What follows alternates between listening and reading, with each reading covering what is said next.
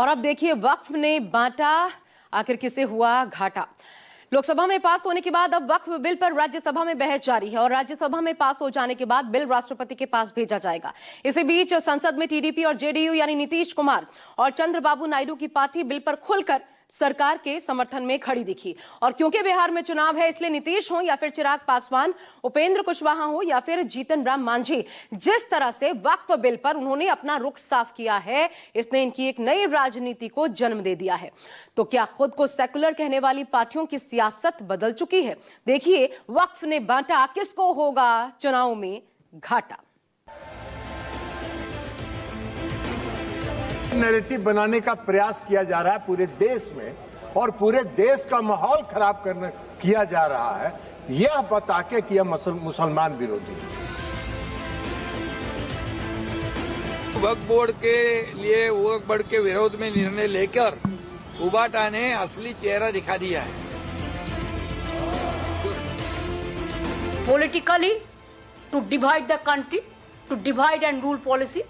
That BJP's agenda, that we know everything. अगर एक ऐसा संशोधन लाया जा रहा है जो उस वर्ग के गरीब लोग हैं उनको मुख्यधारा के साथ जोड़ता है, तो इसमें तकलीफ क्या?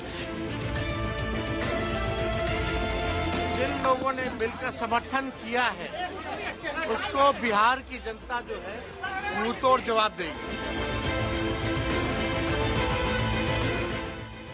वक्फ पर फंसे नायडू नीतीश, चिराग की बदली राजनीति। 2013 में जो आपने पाप किया था, उस पाप को समाप्त करके मोदी जी ने पारदर्शिता लाने का काम उसमें किया है। इंडिया वाले और मजबूत, वक्फ बहस से मिला सबूत। संसद का कानून है, सबको स्वीकार करना पड़ेगा। स्वीकार नहीं करेंगे मतलब क्या है? कैसे बोल सकते हैं कोई? हम कानून को स्वीकार नहीं करेंगे। ममता, पवार, उद्धव एक साथ, जयंत ने पकड़ा हिंदुत्व कहां।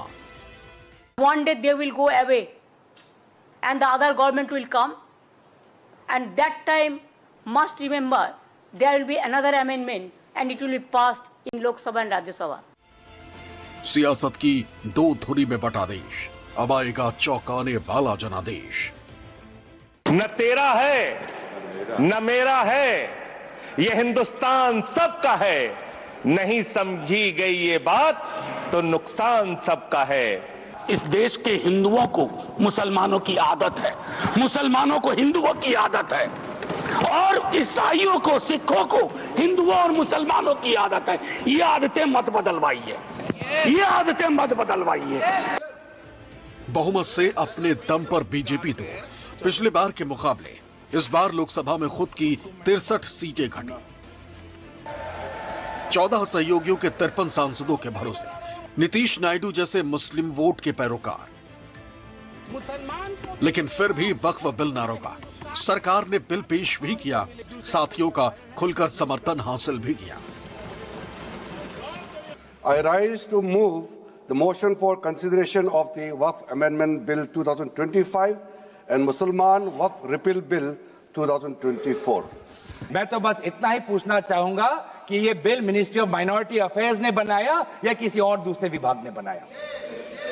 कहां से आया ये बिल? कहां से आया?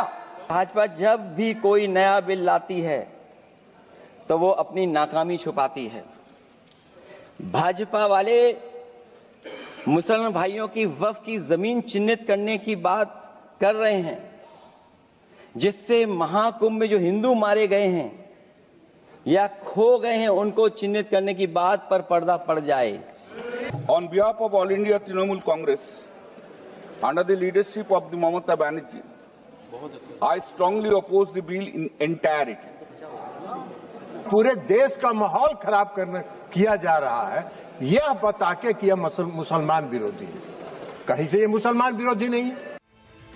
क्या एक बिल से मोदी सरकार ने न सिर्फ देश में धर्मनिरपेक्षता की राजनीतिक गणित बदल दिया, जमीनों की क्या एक बिल से बीजेपी सरकार ने एनडीए के सभी सहयोगियों की राजनीति ही बदल दी?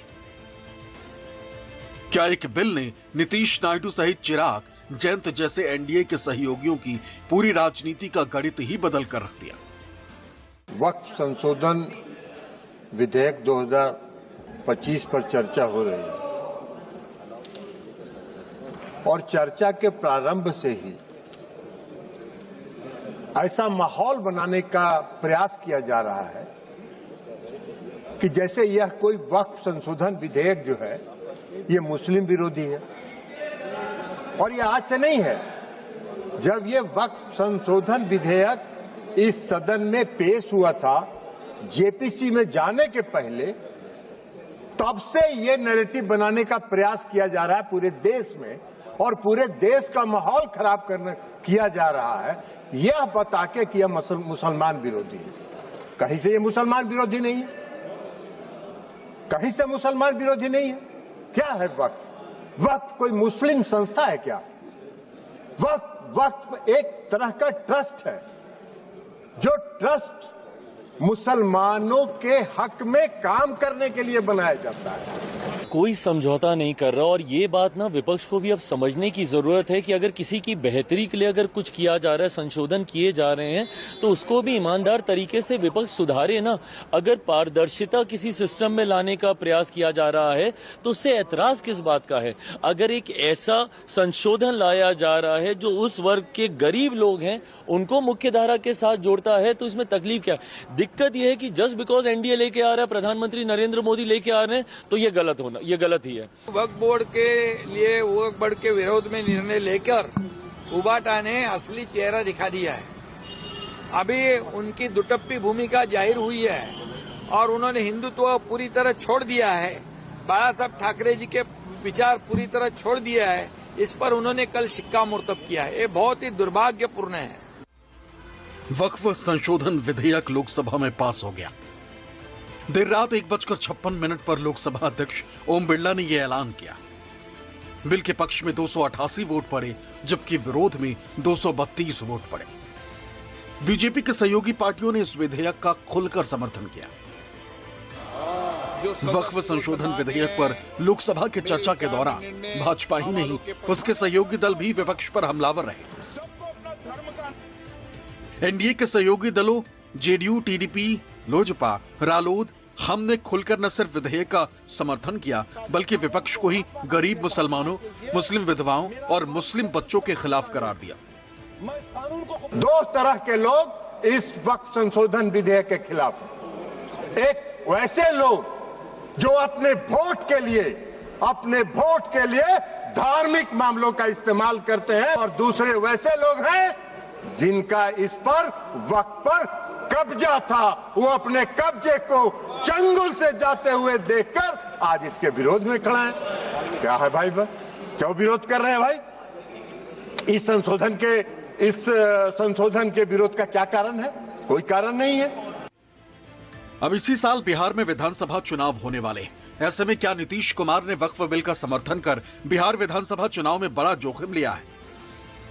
क्या जेडीयू ने 2020 के विधानसभा चुनाव से सबक लेकर वक्फ संशोधन बिल का लोकसभा में समर्थन किया है? हम हमेशा मुसलमानों के साथ मेरा लगाव रहा, क्योंकि अकलियत के जब विंग के अध्यक्ष होंगे तो अकलियत आपके साथ आएगी। मुझे जवाब देना भारी पड़ रहा है पूरे हिंदुस्तान से।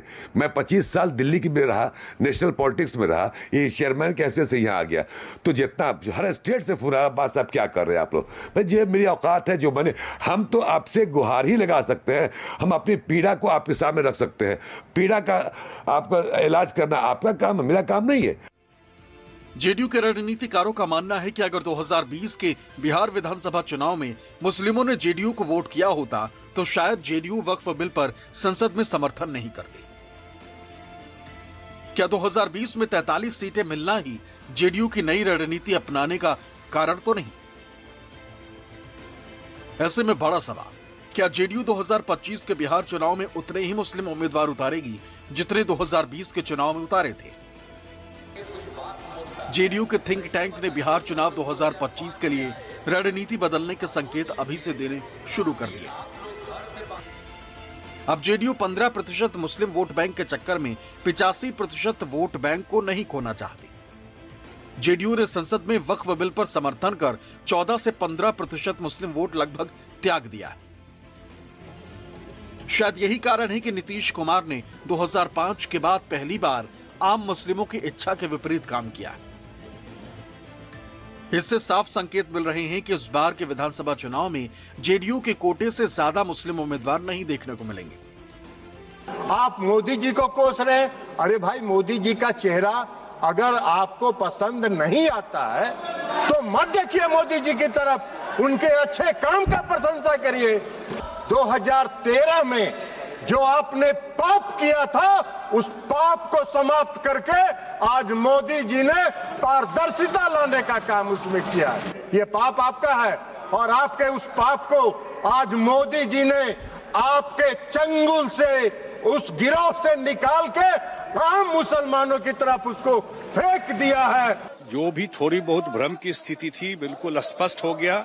गृह मंत्री अमित शाह जी के भाषण के बाद जो लोग भ्रम फैला रहे थे, वो स्थिति बिल्कुल साफ हो गई और लोगों को पता है कि कुछ लोग भ्रम फैला करके, भावना भड़का करके वोट लेने के कारण मुसलमानों में कंफ्यूजन कर रहे थे और कुछ लोग इसको कब्जा करके बैठे हुए थे, इस प्रॉपर्टी को। बिहार में सबसे बड़ा पॉपुलेशन है पसमानदा मुसलमान का। हमारे पास तो कास्ट सर्वे है ना भाई, जातीय गणना है बिहार में। सबसे बड़ा पॉपुलेशन बिहार में वो पसमानदा मुसलमान का है। उनको रिप्रेजेंटेशन नहीं था। अब जो नरेंद्र मोदी जी ने लाया है, कि सरकार ने लाया है, अब पसमानदा मुसलमान कौन है?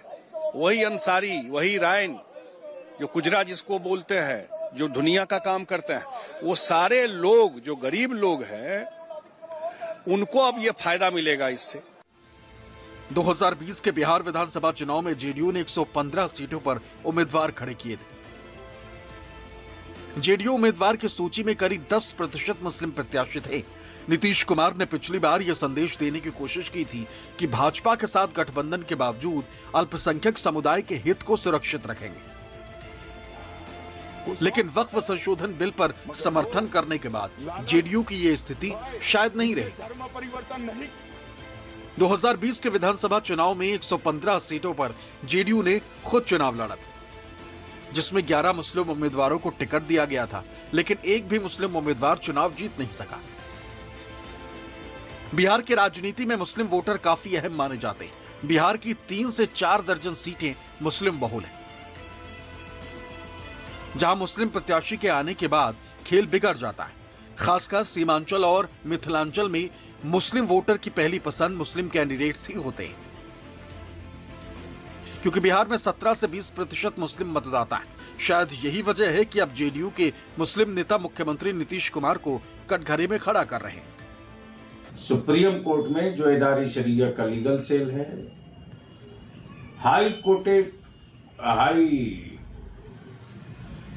जहां जहां है, उन सारे अदालतों में जो लीगल सेल है अदारी शरीयत का, फिर दानिश्वरों का, उलमाए ज़वील एहतराम का, खानकाहों के सज्जादागान की एक मीटिंग बहुत जल्द होगी और पूरी ताकत के साथ उस वक्त तक इदारी शरीयत लड़ेगा अपने उलमा अवाम को लेकर, जब तक के पुख्ता और मुस्तहकम औकाफ के अमलाक के तहफ़्फ़ुज़ की राह में निकल जाए। ऐसे में इस बार जेडीयू के वक्फ बिल का समर्थन करने से ये सारे वोट आरजेडी, जनसुराज और कांग्रेस में बंटने से इनकार नहीं किया जा सकता। ऐसे में सियासी पंडितों का मानना है कि वक्फ बिल को लेकर राजनीतिक दलों में मतभेद खुलकर सामने आ रहे हैं।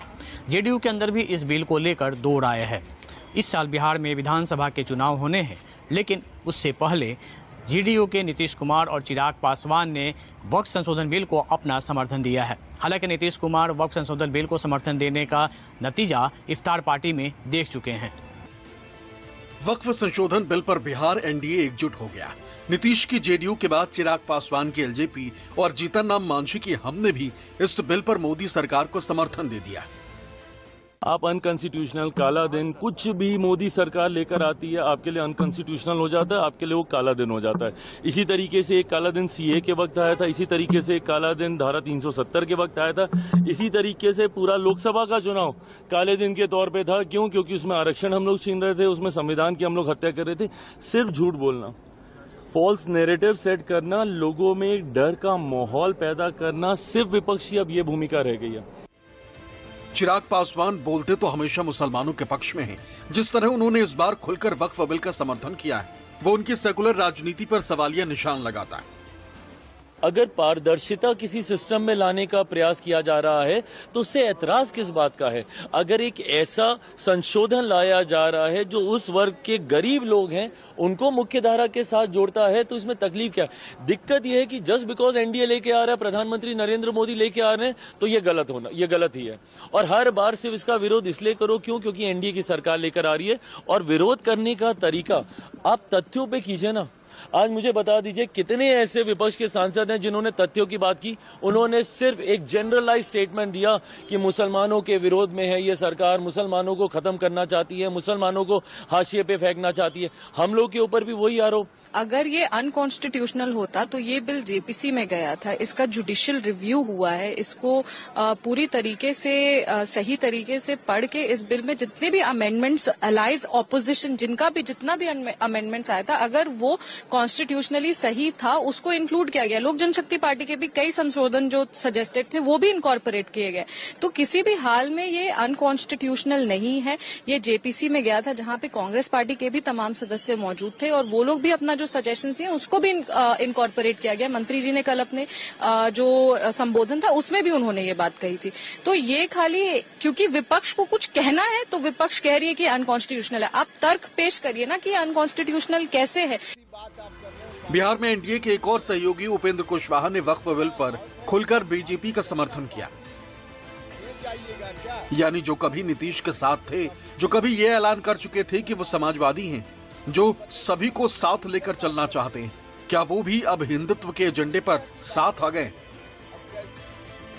या फिर अब उपेंद्र कुशवाहा जैसे नेता जिनकी पार्टी का जनाधार कभी मुस्लिम वोट बैंक हुआ करता था, वो अब सिर्फ कुशवाहों की पार्टी बनकर रह गए? वक्फ को लेकर जो अमेंडमेंट बिल जो आया था उसको लेकर के हम लोगों ने दोनों सदनों में हम लोगों ने कड़ा विरोध किया है इस बिल का। लेकिन कुछ जो सेकुलर पार्टियां और जो अपने आप को सेकुलर नेता जो कहते थे, उनका कहीं ना कहीं पर्दाफाश जो है हुआ है। हम लोग जो है इसकी लड़ाई जो है अपनी विचारधारा की लड़ाई हमेशा लड़ते रहे हैं और इस बार जिन लोगों ने बिल का समर्थन किया है उसको बिहार की जनता जो है मुंह तोड़ जवाब देगी। वहीं वक्फ बिल पर केंद्रीय मंत्री और हिंदुस्तानी अवाम मोर्चा के अध्यक्ष जीतनराम मांझी ने एक्स पर पोस्ट कर प्रधानमंत्री नरेंद्र मोदी को धन्यवाद कहा। विपक्ष पर निशाना साधते हुए जीतनराम मांझी ने कहा कि वक्फ संशोधन बिल 2025 कई राजनीतिक दलों के सपनों को चकनाचूर कर देगा। वक्फ संशोधन बिल 2025 कई राजनीतिक दलों के सपनों को चकनाचूर कर देगा। जो दल अभी तक वक्फ बिल को लेकर मुसलमानों को भड़काने का काम कर रहे थे, उन्हें हमारी सरकार करारा जवाब देने जा रही। वक्फ संशोधन बिल जिस दिन पास होगा उस दिन देश के हर मुसलमान कहेंगे मोदी है तो सब कुछ मुमकिन है। धन्यवाद प्रधानमंत्री नरेंद्र मोदी जी, देश का हर तबका आपके साथ है। बिहार एक ऐसा राज्य है जहां बीजेपी सत्ता में तो रही है लेकिन अपने अकेले दम पर जीत हासिल नहीं कर चुकी है। यही वजह है कि इस बार बीजेपी के लिए भी परेशानियां कम नहीं हैं। वहीं दूसरी तरफ इस बार वक्फ संशोधन बिल को समर्थन देकर नीतीश कुमार भी मझधार में फंस गए हैं। उन्हें समझ में नहीं आ रहा है कि वो मुस्लिमों का साथ दें या नहीं, जिसका खामियाजा उन्हें इस बार चुनाव में भुगतना पड़ सकता है। बहरहाल बिहार चुनाव में अब ज्यादा वक्त नहीं। ऐसे में क्या वक्फ का एनडीए को फायदा होगा या सिर्फ बीजेपी वक्फ के सहारे अपने हिंदुत्व का एजेंडा सेट करेगी? ऐसे में सबसे बड़ा सवाल ये भी है कि क्या वक्फ की वजह से नीतीश कुमार, चिराग पासवान, उपेंद्र सिंह कुशवाहा के साथ साथ बिहार में जीतनराम मांझी की भी सेकुलर राजनीति पूरी तरह से बदल चुकी है? पटना से अमिताभ ओझा के साथ ब्यूरो रिपोर्ट, न्यूज़ 24। वक्फ बिल पर बीजेपी का समर्थन करने वाली सहयोगी पार्टियों का क्या होगा? क्या वक्फ बिल की वजह से उनका जनाधार घटेगा? क्या आने वाले चुनाव में इन पार्टियों को घाटा नुकसान उठाना पड़ेगा? विपक्ष तो कम से कम ऐसा ही माहौल बना रहा है। दूसरी तरफ टीडीपी के चंद्रबाबू नायडू से लेकर यूपी में जयंत चौधरी और महाराष्ट्र तक एनडीए के सभी दल एकजुट नजर आ रहे हैं। देखिए। खैर, वक्फ बोर्ड और उससे जुड़े बिल को लेकर इस वक्त देश में जबरदस्त तरीके से सियासी हंगामा मचा है। इस बीच All India Muslim Personal Law Board ने भी सरकार के मंशा पर यह कहकर सवाल उठाया है कि क्या सरकार इस तरह दूसरे धर्मों में भी हस्तक्षेप करेगी। अगर हमारे यहाँ तब्दीली कर रहे हैं तो क्या आप ये कहना चाहते हैं कि आप हिंदू एंडाउमेंट के अंदर भी तब्दीली करेंगे? क्या आप ये कहना चाहते हैं कि सिख एंडाउमेंट में भी तब्दीली करेंगे? जब आप वहां नहीं कर रहे हैं, यहां कर रहे हैं, तो it means it is discriminatory. तीसरी बात ये है कि ये लिमिटेशन का जो कानून है, लिमिटेशन का कानून ये कि किसी प्रॉपर्टी पे कहीं आपने 12 साल तक कब्जा किसी ने कर रखा है, तो वो प्रॉपर्टी को अगर आपने चैलेंज नहीं किया तो वो प्रॉपर्टी जिसने कब्जा किया उसकी हो जाएगी।